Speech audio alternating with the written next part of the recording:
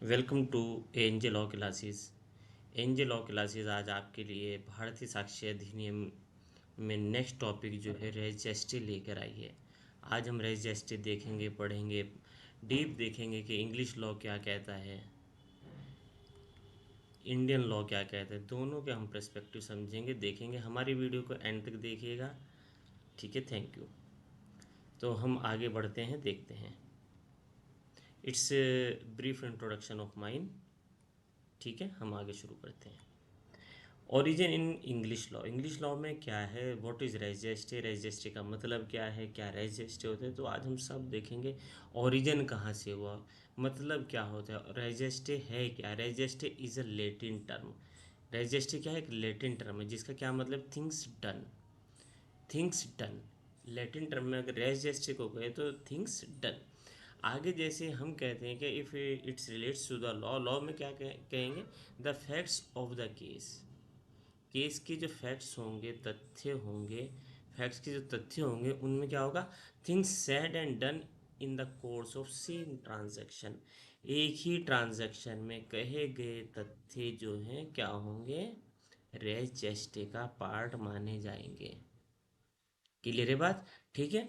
तो यहाँ से आप देखिएगा कि व्हाट इज रेजेस्टे, रेजेस्टे मतलब हुआ things said and done. Underline कीजिएगा, things said and done in the course of same transaction, it must be the part of same transaction. Same transaction का एक ही व्यवहार का अगर पार्ट होगा तभी माना जाएगा, अदरवाइज नहीं माना जाएगा, ठीक है। रेजेस्टे रेफर्स टू स्टेटमेंट और एक्ट, अंडरलाइन कीजिएगा, या तो स्टेटमेंट होगा, एक्ट होगा, ओमिशन होगा, are closely connected. Act, statement, act, omission are closely connected, ऐसे कनेक्ट होने चाहिए with the main fact. Main fact means fact in issue, देखिए हमने लिखा भी होगा fact in issue, as they form the part of same transaction.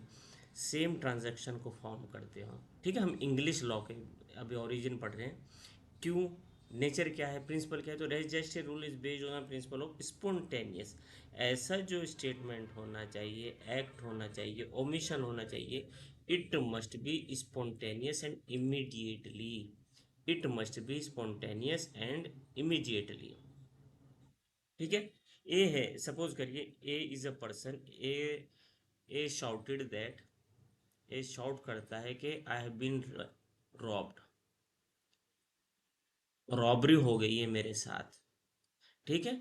अब ये जो इन्होंने शॉर्ट किया, जो इनका जो ये स्टेटमेंट है, it shall be the part of same transaction if he has been robbed. अगर इनके स्टेटमेंट के कॉन्सिक्वेंस, जैसे ही इनको रॉब्ड किया, जैसे इनके अगेंस्ट रॉबरी हुई, then it shall be the part of the same transaction. और सेम ट्रांजैक्शन में ऐसा पार्ट जो है क्या होगा, एडमिसिबल होगा, स्पॉन्टेनियस होगा, इमीडिएटली होना चाहिए, स्पॉन्टेनियस होना चाहिए, ठीक है ना। अब आ जाइए नेक्स्ट। फिर और क्या नेचर होना चाहिए, स्टेटमेंट और act must made soon after the event. Soon after the event होना चाहिए, जैसे कि हमने बताया कि ए के साथ एक हेल्प के लिए चिल्लाता है, please help me, please help me, क्योंकि B is coming to commit an offence against him. वो देख रहा है कि बी सामने से आ रहा है धारदार हथियार लिए हुए। तो ऐसा जो statement, it must be soon after the event. Event means main incident, fact in issue, fact in issue के बाद होना चाहिए। And there is no time to fabrication, कोई टाइम नहीं होना चाहिए। ऐसा नहीं है कि देर इज़ अ टाइम, अब यहाँ इनके साथ रॉबरी हुई, सपोज करिए 10:20 पर इनके साथ रॉबरी होती है, ए के साथ रॉबरी कमिट होती है। अब ये आते हैं आधे घंटे बाद और ये कहते हैं 10:40 पर कि हमारे साथ रॉबरी हुई है। There is a time to fabricate the statement. यहाँ टाइम है कि वो अपने स्टेटमेंट को फैब्रिकेट कर दे, जालसाजी कर दे उस स्टेटमेंट में, इसीलिए वो स्टेटमेंट रेलिवेंट नहीं होगा अंडर इंग्लिश लॉ, ठीक है। It is treated as reliable as hearsay evidence, hearsay evidence की तरह admitted because it is a part of continuous transaction, part of same transaction, that is same transaction. Next, यहीं पर leading case आता है Thomson versus Trevenion. The statement of the wife made immediately after she has been struck by the husband. A wife है, एक wife है, उनको जो है उनका हस्बैंड जो स्ट्रक करता है, स्ट्रक करता है कहीं से, कुल्हाड़ी से। उनके द्वारा स्टेटमेंट दिया गया, ओ माई हस्बैंड ने मुझको स्ट्रक किया है, मार रहे हैं वो मुझे, तो उनका जो स्टेटमेंट है that will be relevant, that will be relevant. ठीक है ना, क्लियर है ना। नेक्स्ट, चलिए इसमें नेक्स्ट केस आता है, बहुत ही लीडिंग केस है, R versus breeding field. Breeding field में क्या होता है कि एक लेडी होती हैं, वो after the incident has been committed, incident होने के बाद मतलब कि फैक्ट इन इशू होने के बाद ये आती हैं, आने के बाद अपनी आंट को कहती है, see my dear aunt, what breeding field has done to me. देखिए मेरी माँ, मेरी आंटी, देखिए ब्रीडिंग फील्ड ने मेरे साथ क्या किया है, देखिए आप इन्होंने मुझे क्या किया, मुझे एक फैटल इंजरी पहुंचाई है। तो ये क्या है, अंडरलाइन कीजिएगा, note made just after the incident, note just after incident. Incident हुए टाइम हो गया, इंसिडेंट के कुछ देर, तो there is a time to fabricate statement, statement को जो है फैब्रिकेट करने का टाइम मिला, हो सकता है कि झूठा, इसीलिए कोर्ट ने नहीं माना। और not admitted because it is a limited scope of the registry, क्योंकि यहाँ पर टाइम हो गया था, टाइम बीत चुका था, तो टाइम भी, क्योंकि कैसा होना चाहिए स्टेटमेंट, हमने यहाँ पर बताया आपको, स्पॉन्टेनियस होना चाहिए, इमीडिएटली होना चाहिए। क्लियर है। सिमिलर स्टेशन देख लीजिए, a person shots help, I am being robbed, while the robbery is happening, that statement is admissible. जो रॉबरी के दौरान उनके द्वारा दिया गया स्टेटमेंट है, बचाओ बचाओ मेरी रॉबरी हो रही है, that is a part of same transaction and that is res gestae, res gestae admissible होगा। नेक्स्ट, इंडियन लॉ में देख लेते हैं कि इंडियन लॉ में what is the relevancy of, देखिए हम बता रहे हैं कि मेंस, प्री मेंस में आपसे, जब आप मेंस में लिखेंगे तो आप दोनों लिखेंगे, English view, English principle, Indian law. ठीक है, इंडियन लॉ। अब यहाँ देखिए कि section 4 of the Bharatiya Sakshya Adhiniyam और section 6 of the Indian Evidence Act 1872 क्या कहता है, facts which do not in issue are so connected with fact in issue.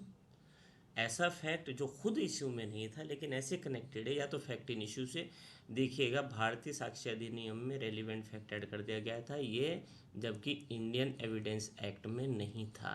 तो अंडरलाइन कीजिएगा, यहाँ पर क्वेश्चन बिल्कुल आएगा कि भारतीय साक्ष्य अधिनियम के सेक्शन 4 में रेजिस्ट्री का क्या मतलब है, तो फैक्ट इन इशू और रेलिवेंट फैक्ट से जब ऐसा इशू कनेक्टेड होगा, as to form a part of same transaction, same transaction form करता है, are relevant, relevant of whether they are occurred at the same time or place और different time and places। Underline कीजिएगा, क्योंकि English law में हमने आपको बताया कि इंग्लिश लॉ में जो है इमिडिएटली होना चाहिए, स्पॉन्टेनियस होना चाहिए।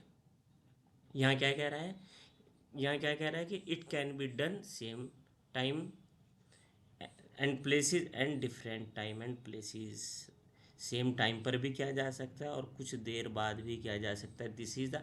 अब यहाँ अगर आपसे पूछा जाए क्या एक्सप्लिसिटली इम्प्लिसिटली दिया गया है साक्ष्य अधिनियम के सेक्शन 4 में रूल ऑफ रेजिस्ट्री, या इम्प्लाइडली दिया गया है, तो हम कहेंगे कि इम्प्लाइडली दिया गया है। ठीक है, एक्सप्रेसली वर्ड रेजिस्ट्री यूज़ नहीं किया गया है।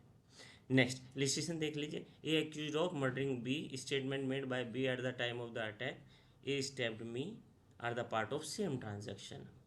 ए एक्यूज है बी को का मर्डर करने के लिए। अब जब ए बी का मर्डर कर रहा था तो बी जो है चिल्लाता है कि ए मुझे मार रहा है, मार रहा है, तो जो इनके द्वारा किया गया स्टेटमेंट है that is a part of same transaction, part of same transaction, और एज ए रेजिस्ट एडमिसिबल होगा under section 4 of BSC। Indian case दूसरा देख लेते हैं, Ratten versus Queen. Ratten versus Queen privy council का जजमेंट है, हमारा नहीं 1971 का 72 का जजमेंट है, फिजी की कोर्ट से जो अपील गई थी। तो यहाँ पर जो है क्या कहता है, accused was charged for killing his wife, क्योंकि वाइफ कहती है गेट मी, यहाँ पर वाइफ जो है पुलिस को फ़ोन करते हैं और कहती है कि get me the police please, और कहती है कि आई एम इन डेंजर। जैसे ही वो कहती है कि I am in danger, phone call जो है डिसकनेक्ट हो जाती है। तो वो कहती है कि जो स्टेटमेंट किया गया था get me the police please, और जैसे ही उनके द्वारा ये स्टेटमेंट दिया गया कि get me the police please, मुझे प्लीज़ हेल्प कीजिए, पुलिस आई है और आई एम इन डेंजर, तो जैसे ही उनके द्वारा वो स्टेटमेंट किया, it is a part of same transaction का पार्ट होगा, because it is spontaneous and directly linked to the event, क्योंकि वो फैक्ट इन इशू से डायरेक्टली लिंक्ड है।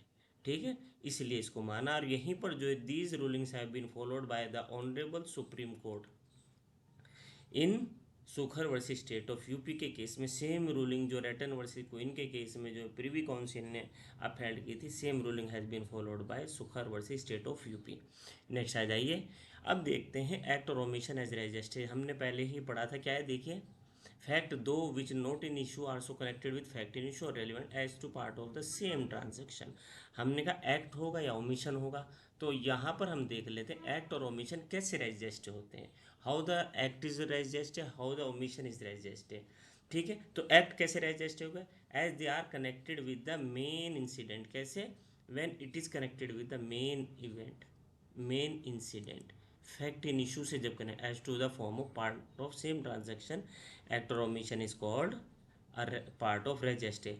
सपोज ए मर्डर करता है, A is murdered and immediately after the act B runs out and crying. A जो है murder करता है और immediately after the act B runs out, B भागता है और कहता है कि A has been killed by सी।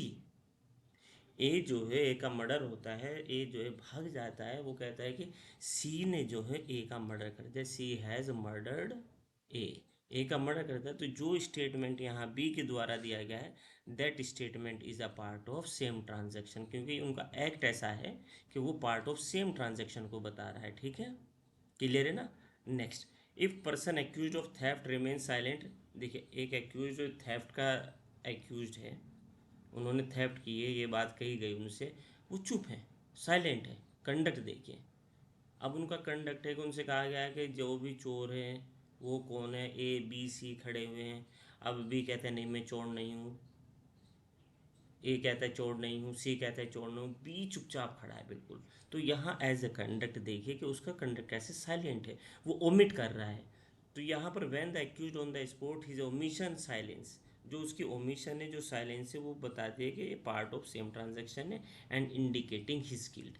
यहाँ पर उसकी गिल्ट होगी। ठीक है ना, clear. Next, statement as register. देखिए, अभी हमने देखा कि एक्ट और ओमिशन कैसे रजिस्टर होता है। अब स्टेटमेंट जो दिया गया है, वो how it is part of the register. तो statement is a part of register when the statement made by a person at immediately, underline कीजिएगा, made immediately after the event. Fact issue के एकदम बाद कोई अगर स्टेटमेंट है या during किया गया है, तो वो पार्ट ऑफ सेम ट्रांजेक्शन होगा अंडर द स्ट्रेस। जैसे हमने पीछे देखा ना कि ए भागा, ए को जो है सी मार रहा है, बी भागता है। तो यहाँ पर जो है अंडर द स्ट्रेस और एक्साइटमेंट में जो इवेंट दिया जाता है, before the time to fabricate, वही हमने कहा कि फैब्रिकेशन का टाइम नहीं होना चाहिए। ऐसा ना हो कि there is a long gap, क्योंकि जबकि हमारे यहाँ जो है same rule is not applicable as applicable in the English law. English law में क्या था कि स्पॉन्टेनियस होना चाहिए, इमीडिएटली होना चाहिए। जबकि हमारे यहाँ क्या कह रहा है, देखिए हमारे यहाँ कह रहा है कि whether it is occurred eight the same time and place और डिफरेंट टाइम्स एंड प्लेसेस। ठीक है, तो यहाँ पर जो है क्या होगा, फैब्रिकेशन का टाइम नहीं होना चाहिए, इतना टाइम ना हो कि फैब्रिकेट कर दे। इसीलिए देखिए यहाँ पर बहुत लीडिंग केस है R versus Foster. R versus Foster में क्या होता है कि द स्टेटमेंट में मेड एडमिसिबल। कैसे एडमिसिबल हुआ, एक पर्सन है, इंजर्ड इंजर्ड पर्सन है, इंजर्ड पर्सन जो है एक बाई स्टैंडर्ड है, बाई स्टैंडर्ड रोड पर है, उसको बताता है इंजर्ड पर्सन कि जो ये वाहन जा रहा है, इस वाहन ने, जो वाहन जा रहा है, जो व्हीकल जा रहा है, इस वाहन ने मुझको इंजरी कॉज की है, इंजरी कॉज की है। तो यहाँ पर जो इंजर्ड का स्टेटमेंट है, जो थर्ड पर्सन को किया गया स्टेटमेंट, इट इज़ एडमिसिबल, और कहा कि ये एडमिसिबल होगा and it is made soon after the event. माना गया कि ये सून आफ्टर द इवेंट होगा and it is a part of register. और यहीं पर जो है पार्ट ऑफ रजिस्टर का, बल्कि कहा कि इट इज़ एन एक्सेप्शन, ये जो है रजिस्टर का एक्सेप्शन फॉलो हो जाएगा। क्यों, हियर से एविडेंस है। अब यहाँ जो थर्ड पर्सन जो बाई स्टैंडर्ड था, बाई स्टैंडर्ड जाके कह रहा है कि सर मैंने देखा कि एक रनिंग व्हीकल जा रहा था, उसने नहीं देखा कि एक्सीडेंट जो है रनिंग व्हीकल ने किया है। लेकिन इंजर्ड पर्सन का ये बताना कि जो ये रनिंग व्हीकल जा रहा है इसने मुझको इंजर्ड किया है। तो यहाँ पर बाई स्टैंडर का जो खड़ा था, जो वहाँ व्यक्ति था जिसने एक्सीडेंट नहीं देखा, लेकिन उसका एक्सीडेंट के लिए एविडेंस देना is the part of same transaction और हियर से एविडेंस माना जाएगा। ठीक है, क्लियर है।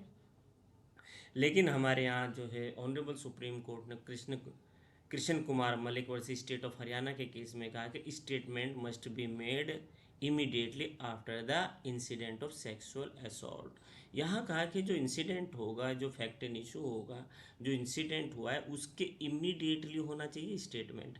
ऐसा नहीं है कि टाइम टू, क्योंकि देखिए हमारे यहाँ जो भारतीय साक्ष्य अधिनियम का सेक्शन 4 क्या कह रहा है, सेक्शन 4 कह रहा है कि whether they occurred eight the same time and place and different time. नहीं, तो यहाँ पर जो है के Malik versus state of Haryana के केस में सुप्रीम कोर्ट ने कह दिया कि statement made immediately after the incident, after the incident होना चाहिए, तभी एडमिटेड होगा under section 4 of the Bharatiya Sakshya Adhiniyam as a part of same transaction और रजिस्टर, अदरवाइज नहीं। ठीक है, अब देखिए हम डिफरेंस देख लेते हैं इंडियन लॉ और इंग्लिश लॉ में क्या डिफरेंस है। तो स्कोप में देखिए कि इंडियन लॉ में जो है क्या है, वाइडर है, वाइडर है। वाइडर क्यों है, क्योंकि ये इंक्लूड करता है एक्ट्स को, डिक्लेरेशन को, ओमिशन को, form the part of same transaction. लेकिन यहाँ नैरोली है, नैरोली में क्या आ गया, इन स्पॉन्टेनियस होनी चाहिए डिक्लेरेशन, इमीडिएटली होनी चाहिए। ठीक है, क्या टेस्ट लेट डाउन करते हैं, कंटिन्यूटी प्रिंसिपल लेट डाउन किया गया as to the place, time, purpose. अब यहाँ पर कहा कि एट द सेम टाइम और प्लेस और डिफरेंट टाइम और प्लेस हो सकता है पार्ट ऑफ सेम ट्रांजेक्शन। यहाँ का स्टेटमेंट कैसा होना चाहिए, कंटेम्प्रेरी होना चाहिए, स्पॉन्टेनियस होना चाहिए। For example, carrying of the victim immediately after the attack. After the attack हमने पढ़ा ना, आर वसील फोस्टर को भी यहाँ रेलिवेंट किया गया, लेकिन इंग्लिश लॉ में जो है रेलिवेंट नहीं था। क्यों, स्टेटमेंट मेड इंस्टेंटली होना चाहिए after the attack, there should not be the gap. ठीक है, omission as a register, admissible if naturally connected, admissible होगा अगर नेचुरली कनेक्टेड होगा। ये रियल एडमिटेड होता है, बहुत मुश्किल से होता है। और यहाँ पर लीडिंग केस है जंटिला Vijayvardhan Rao versus state of UP, और यहाँ आर वर्सेस फोस्टर है। तो आई होप आपको हमारी वीडियो अच्छी लगी होगी, तो हमको सब्सक्राइब कीजिएगा। Thank you so much.